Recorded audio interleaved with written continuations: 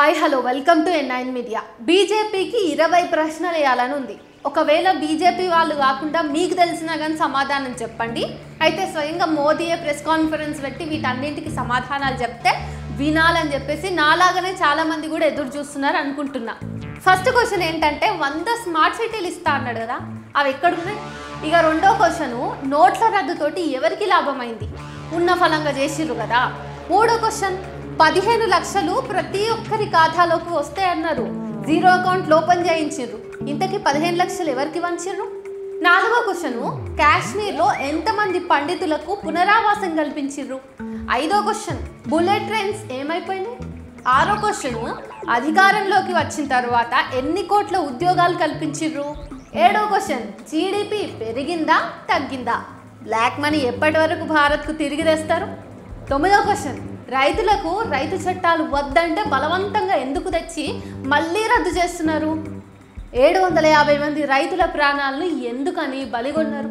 వారి ప్రాణాలను తిరిగి తెచ్చిస్తారా మీరేమైనా? లేకుంటే బీజేపీ పార్టీకి సంబంధించిన ఎవరైనా తెచ్చిస్తారా? మోదీయే తెచ్చిస్తాడా? 10వ క్వశ్చన్ కరోనా ప్యాకేజీ 20 లక్షల కోట్లు ఎవరికి వంచిర్రు? పిఎం కేర్ ఫండ్స్కు లెక్కలు ఎక్కడున్నాయి? 11వ క్వశ్చన్ 2022 కల్లా రైతుల ఆదాయం రెట్టింపు చేస్తామన్నారు, ఇంతకాలం అయ్యిందా? దాని కథ ఏంది? 12వ క్వశ్చన్ దేశం యొక్క అప్పు ఎందుకు పెరుగుతుంది? ఆ అప్పు ఎవరి కోసం చేసిర్రు? ఎవరికి ఇచ్చిర్రు ఆ పైసలన్నీ తీసుకుపోయి? 13వ క్వశ్చన్ ఎన్ని ఎయిమ్స్ ఆసుపత్రులను కట్టించిర్రు? 14వ క్వశ్చన్ ఎన్ని విమానాశ్రయాలను కట్టించిర్రు? 15వ క్వశ్చన్ అమెరికా ప్రెసిడెంట్ బిడెన్ ప్రమాణ స్వీకారానికి మీకు ఎందుకు ఆహ్వానం అందలేదు? 16వ క్వశ్చన్ ఎన్నికల టైంలోనే ఎందుకు మత ఘర్షణలు జరుగుతాయి? దేశ సైనికుల ప్రాణాలు ఎందుకు ఎన్నికల సమయంలోనే పోతాయి? 17వ క్వశ్చన్ గంగా నదిని ఎంతవరకు శుద్ధి చేసిర్రు? ఎప్పటికి మొత్తం శుద్ధి చేస్తారు? 18వ క్వశ్చన్ గంగా నది పైన వాటర్ వే ఎంతవరకు వచ్చింది? 19వ క్వశ్చన్ హిందువులైన 70 కోట్ల మంది ఓబీసీల కులగణన ఎందుకు చేయరు? బీసీలు అంటే మీకు ప్రేమనా ద్వేషమా?